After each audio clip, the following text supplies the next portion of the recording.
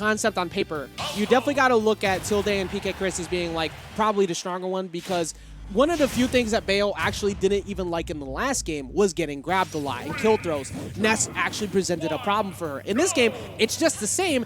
Bayo is just worse. Yeah. So now you have to worry about that too. And of course, K-Rool wants nothing to do with being right next to Falco. So I think we're going to be seeing them try and hopefully force those 1v1s. That crown is doing all of his own work by itself, though. Like, king status. Straight up. Go, my son. The neutral is yours. Straight up control. Juggling everybody in the center stage with that crown. So, as we can see, the neutral button is just throw crown in center. But currently, we see PkChris borderline untouched. But the difference here is that K-Rool at 89 is actually still just playing the game. Caught him slipping off stage with that back air. Don't find your way off stage with me. I will make you pay for it. Going deep. Didn't pay off for Tilde. Pong is taking advantage, throwing out the big fist. And also, here comes Amaryllis as well, chasing PkChris. If there's one time to go after Ness, 100% is during recovery. And you know there's plenty of options for Bayo to try and cover that. Yeah, 50 seconds ago, Chris was at like 16 and now sitting at 80 and almost dying off of that up smash.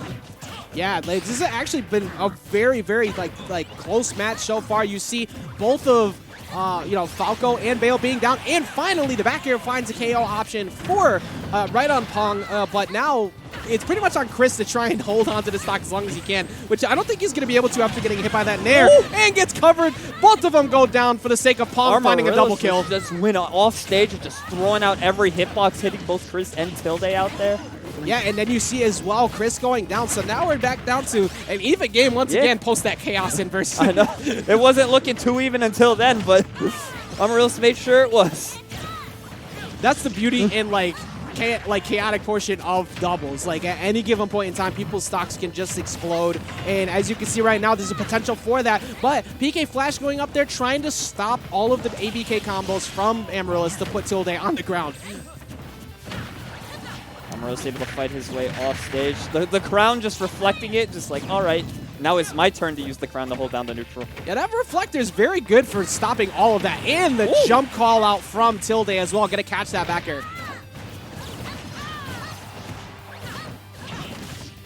This is looking kind of scary actually right now. You got 105 on Bayonetta. And I think, to be honest, like you need to line up something for Pong to maybe snipe a KO quick. And the forward smash won't do it, but forward throw is still not going to do it as well because of the fact that even with Town and City, I don't know what is going on with Tilde doing that Firefox in that position, but somehow PkChris ended up off stage. Untechable, yeah, just did the witch time a little too early, and now the 2-on-1, almost had the back air.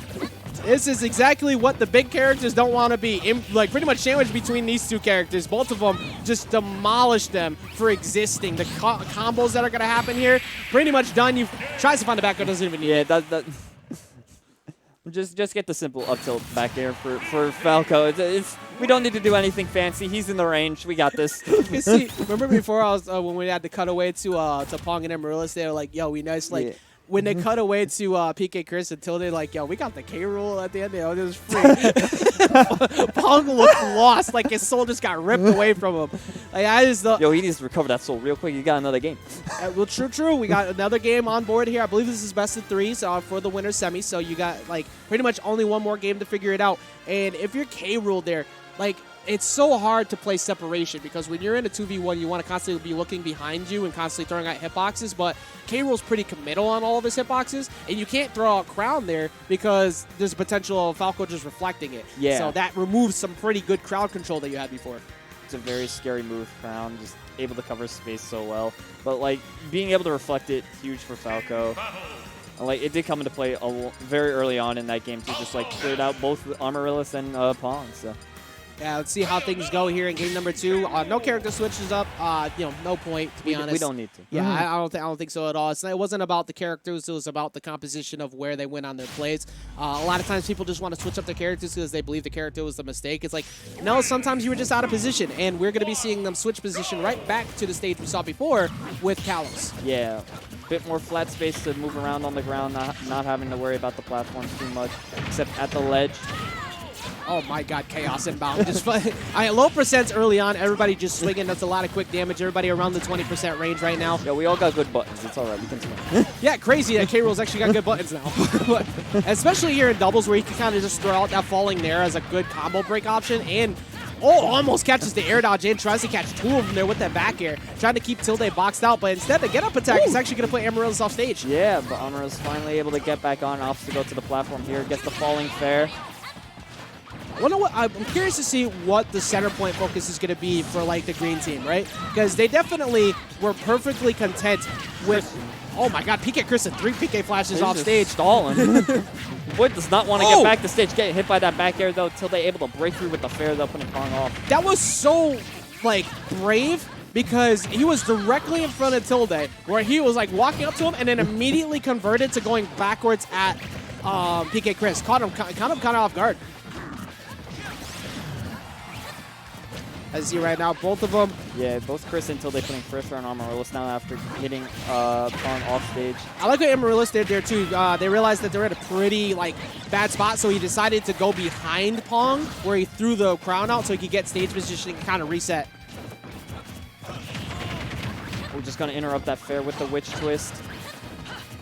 Yeah, just keep this going. Like, I mean, there we go. Finally finds. I was just about to point out the fact that Pong is living forever, and that's going to last a long time here on Kalos, but they were able to finally seal the deal and find that KO. And it's going to be on Amaryllis to do exactly that and find the KO on Tilde to make sure that they hold this stock lead. Yeah, Amaryllis though still sitting at 3 stocks right now. At the ledge. That back throw just going to clear Pong. Oh my, I don't even know what killed Amaryllis there. Yeah, back throw with a little, like, back throw extra steps. Just like Tilde just came in and got down there in the middle of all that too. And unfortunately for Amaryllis, just got punched in the face by his teammate. But, you know, you got a lot of life extension that's going to happen here for Pong. He's at 114, but he's still a big boy, so he's pretty much got maybe, all right, never mind. Now he's around back throw percent for Ness. I'm going to get hit by the yo-yo, yeah. All right, what sending Amaryllis off stage. Dangerous position, able to get back though. Like, what do you think you need to see out of the blue team to like kind of like take the? Obviously, they need to kill PkChris, but now that they're down 2 stocks, what do you need to see out of them to try to like get this run back? You know, like I feel like they've been playing the one-on-one a lot, and it's just like not working out for them. They like just bouncing off of each other better, even though they've been doing it decently well. I think like that's where green team's really exceeding thus far. Yeah, 100%, and they've been keeping up that same exact type of momentum as they continue here in this last match. They did get rid of PkChris, but Tilde is currently chilling with 1 extra stock. Granted, not too comfortable considering you have a lot of KO power on K-Rool and also potential edge guard from Amaryllis. Yeah, and even though Chris, you know, sitting at the lower percent with an extra stock, we're seeing Tilde take most of the approaches as well. Oh, and gets the... Gonna eat the trade there, getting the spike with the side B and also killing off of the top with If it. you ever wanted a worth trade, that was it. Like 100%. And now you got caught because of the reflector as well. And that is going to be a 2-0 victory coming in for Tilde and PkChris over Amaryllis and Pong. Yeah, moving on to winners finals, which will be 3 out of 5 if I'm not mistaken. So yeah, I know it's so cliche, definitely like low-hanging fruit, but like it is very comical with the fact that like Pong just kept literally getting ping-ponged by like his own, like he couldn't stop his own like you have a reflector too. Just like use down B, knock it back at him. Your whole name is based on that game. Just like win on the bounce war. But unfortunately, he ended up not getting it. That's a pretty committal counter too, because like when you do that and you get stuck in hit stun, you're gonna end up dying anyways. But either way though, I'm curious to see how they do in loser's side when it comes to Amaryllis and Pong. I think their team looks pretty good. No, yeah, they definitely team a decent amount together. So yeah, you know, you got like a pretty good point character. Like here's your lead, and then you got your tank, you got your closeout, you got somebody who's gonna be able to live forever and get those kills. Where you know Bayonetta, even with some recent busts like Rapid Jab, you're not Rapid Jabbing here in doubles. No. So you have a pretty good KO option in sending them directly at the big boy.